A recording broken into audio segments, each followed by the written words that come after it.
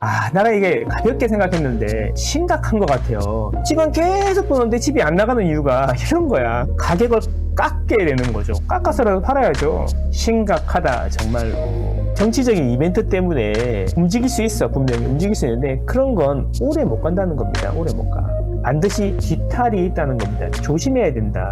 투자로 들어가시는 분들은 엑시트 계획을 잘 잡아야 될 거다. 그 신호가 뭐다? 아파트는 망고쌤.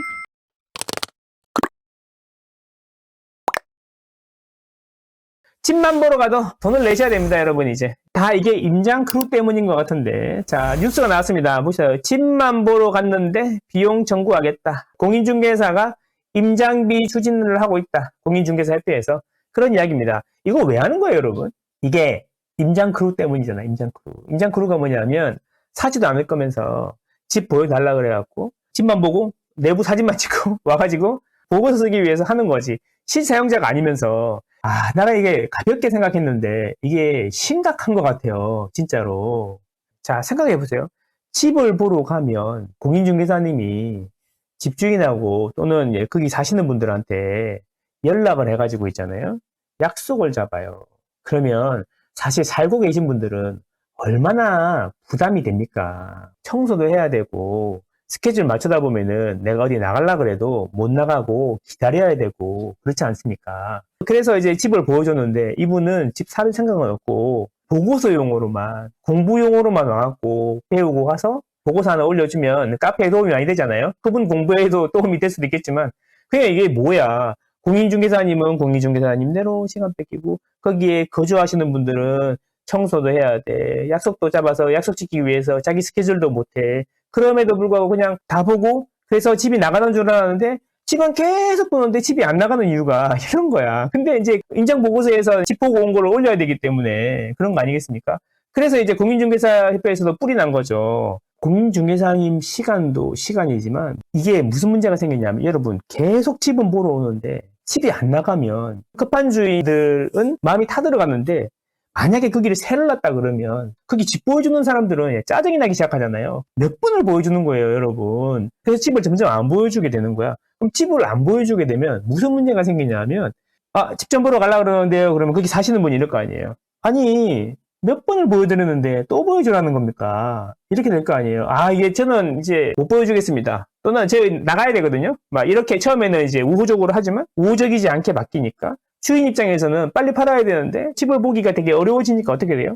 가격을 깎게 되는 거죠. 깎아서라도 팔아야죠. 그렇게 해야 되는 거 아니겠습니까? 그럼 이게 무슨 일이 생기냐면 공인중개사님은 시간이 나가지. 집 보여주시는 분들은 청소해야지. 개인 스케줄도 못 빼지. 주인은 실제로 금액적인 부분에서 손해를 볼 수도 있다는 거죠. 이 여러 가지 문제가 많은 거야.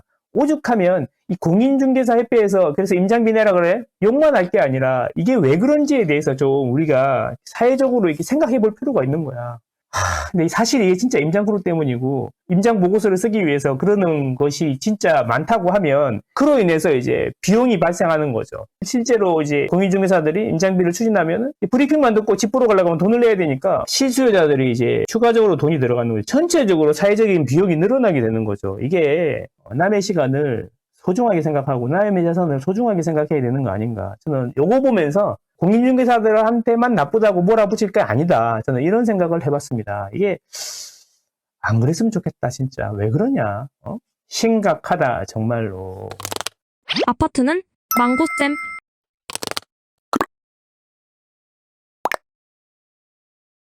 그 세종집값 이야기 한번 해볼까요? 세종집값 47% 급등 20% 하락. 선거철마다 출렁이는 세종집값 이거 보셨습니까? 수도이전이죠, 수도이전. 수도이전 이야기는 한참 오래된 이야기인데 제가 처음에 직장에 들어갔을 때 생각이 나요. 노무현 대통령이 그런 이야기를 합니다. 차를 타고 이제 출근을 하고 있는데 제가 서랍을 열어서 오래된 서류 하나를 꺼냈습니다. 그 서류는 수도를 대전으로 이전하는 계획이 담겨있는 박정희 대통령의 문서였습니다. 하면서 이제 수도 이전 이야기를 풀어나가는 거죠. 그 이야기를 들었을 때 사실 그때 저는 집에 서울에 집이 있었거든요. 찬반이 엄청 갈렸었어요. 그리고 헌법재판소에서 판결을 할 때 회사에서 처음보다 일을 안 하고 실시간 라이브로 틀어놓고 보고 있었거든요.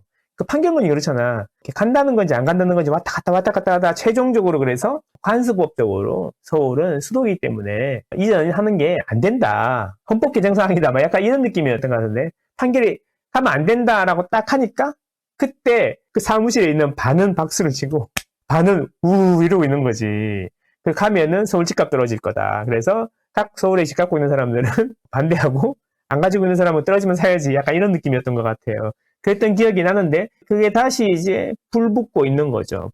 선거철마다 출렁이는 세종 집값 뭐 47% 그래서 올랐다가 또 수도 이전 안 하면 또 빠졌다가 이제 이런 식으로 뉘앙스를 풀어나가는 건데 조선일보에서 저는 글쎄요 조금 반대입니다. 지금 보면 세종이 이제 가파르게 오르고 있지 않습니까?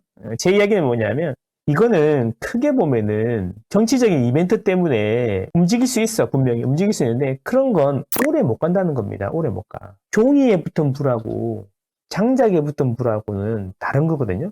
이벤트 때문에 붙은 불은 종이에 붙은 불이라 생각해요. 쉽게 붙어가지고 확 타오르게 하지만 오래 가지 못한다는 거죠. 근데 장작에 붙은 불은 그게 확 타오르진 않지만 되게 오래 가지 않습니까? 그게 중요한데 무슨 이야기냐면 이런 이벤트 때문에 갑자기 매물이 줄어들고 호가가 올라가면서 거래가 체결되고 하면서 확 올라가면 반드시 뒤탈이 있다는 겁니다. 뒤탈. 세종 아파트 시장 자체의 흐름이 있어. 이렇게 올라가야 되는 건데 단기에 오부시통하게 되면은 가만히 두면 3년 뒤에 10억이 될 건데 갑자기 지금 막 8억까지 튀었어. 그러면 이게 천천히 2억이 오른다는 거죠. 그래서 제 이야기는 뭐냐면 조심해야 된다. 근데 세종 같은 경우에는 앞으로 물량이 없어요. 입주 물량이 없어요. 그래서 2027년까지는 물량이 없단 말이야. 그래서 제 생각인데 원래부터 2027년까지는 서서히 오를 예정이었다라는 거죠. 근데 세종은 아직도 육생인가요? 그쪽에 분양 대기하고 있는 것들이 있어요. 그래서 가격이 튀면 또 분양 물량이 나올 겁니다. 나오면서 이제 또 안정이 될 겁니다. 시장의 원리에 따라 가는 거죠. 그래서 제가 보기에는 적어도 2년 동안은 괜찮을 건데 이번에 좀 과하게 빨리 오르는 느낌이 있으니까 앞으로도 천천히 오르겠지만 괜찮다라고 보는데 대신에 투자로 들어가시는 분들은 엑시트 계획을 잘 잡아야 될 거다. 그 신호를 어떻게 잡는지 그게 중요하고 그 신호가 무엇일 건지 그런 거를 한번 고민해 볼 필요가 있다라고 저는 생각합니다. 세종을 뭐 이렇게 비하하거나 이런 건 아닙니다. 제 이야기는 실거주가 아니고 투자로 생각하시는 분들은 엑시트 계획을 잘 잡으면 된다. 저는 그런 말씀 드립니다. 이게 포인트다. 그 신호가 뭐다?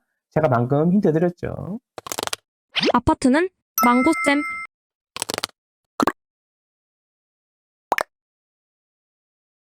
이런 기사가 또 나왔어요. 이것도 재밌는데 3단계 DSR 지방대출 완화한다. 수도권 추가 규제도 일단 무료한다. 그러니까 7월 달에 DSR 규제 3단계를 하려고 그랬는데 이거를 7월 달에 하는 거는 좀 아닌 것 같은데 이런 이야기가 나오고 있는 거죠. 7월 달에 DSR을 안 할 수도 있다. 작년에도 DSR을 하려고 했다가 연기했죠. 연기했는데 그 연기하는 바람에 집값이 많이 올랐다 이런 이야기들이 되게 많았어요. 어느 정도 동의는 합니다만 이것도 마찬가지예요. 그거를 연기를 한다 그래서 2년, 4년 뒤에 10억이 될 게 갑자기 10억이 되고 이러지 않는다는 거죠. 제 이야기는 뭐냐면 큰 흐름은 비슷한데 단기적으로 살짝 올라올 수 있지. 그런데 이제 그거 자체가 큰 흐름을 바꾸지는 못한다라는 겁니다. 그래서 제가 볼 때는 이런 기사가 나오면 사람들이 이런 얘기 하겠죠, 또.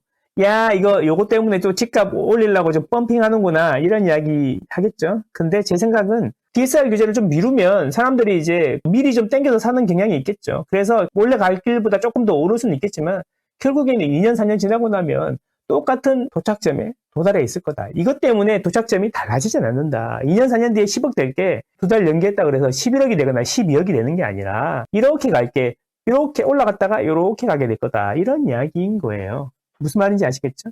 결국에는 뭐냐면 수급이랑 금리가 큰 흐름을 만드는 거지. 단기적인 이벤트는 아까 말씀드린 대로 종이에 붙인 불하고 왔다. 확 타오르지만 금방 꺼진다. 그런 이야기입니다. 대신에 이런 건 좋겠죠. 그러니까 집을 원래 살라고 하셨던 분인데 7월 달에 DSR 하면은 한도가 줄어들까봐 좀 걱정하셨던 분들은 계획을 미리미리 세우셔가지고 빨리빨리 진행하시는 것도 좋겠습니다만 아까도 말씀드렸지만 이걸 추진하는 주체들이 6월 2일이 지나면 주체들이 또 이게 다 직을 내려놓고 집으로 돌아갈 수 있다라는 겁니다. 그래서 이게 연속성이, 이 사람들이 이렇게 말은 하지만 6월달 돼서 이제 싹 다 수장들이, 금융수장들이랑 싹 다 바뀌어가지고 또 이게 어떻게 될지 모른다. 연속성이 없을 거다. 이런 이야기예요. 그런 것도 생각해 봐야 된다. 어떤 정권이 들어오냐에 따라서 연속성을 조금 유지할 수도 있겠지만 아예 뒤집어서 전면적으로 바뀔 수도 있는 거니까 그냥 그런 의지가 있나 보다, 생각을 하나 보다 정도로 이해하는 게 좋습니다. 항상 평정심을 유지하는 게 좋습니다, 여러분. 이게 단어 하나하나, 말 하나하나에 내 감정을 너무 들었다 놨다 하는 거는 결코 자산시장에서는 좋지가 않죠. 부동산도 그렇고, 주식은 특히나 그렇고, 코인은 더 그렇지 않습니까? 변동성이 큰 시장일수록 더 이렇게 내 단어 하나하나, 문장 하나하나, 기사 하나하나에 흥분을 하게 되면 자산 형성에 좋을 게 하나도 없다. 부동산은 좀 길게 보고 매매 주기가 길기 때문에 그 주기에 맞춰갖고 우리 수익의 관측 시점을 고려해서 투자를 하고 큰 계획을 잡는 것이 좋다. 이런 말씀드립니다. 오늘은 여기까지 하겠습니다, 여러분. 도움이 되셨다면 구독과 좋아요, 댓글 많이 부탁드리겠습니다. 감사합니다.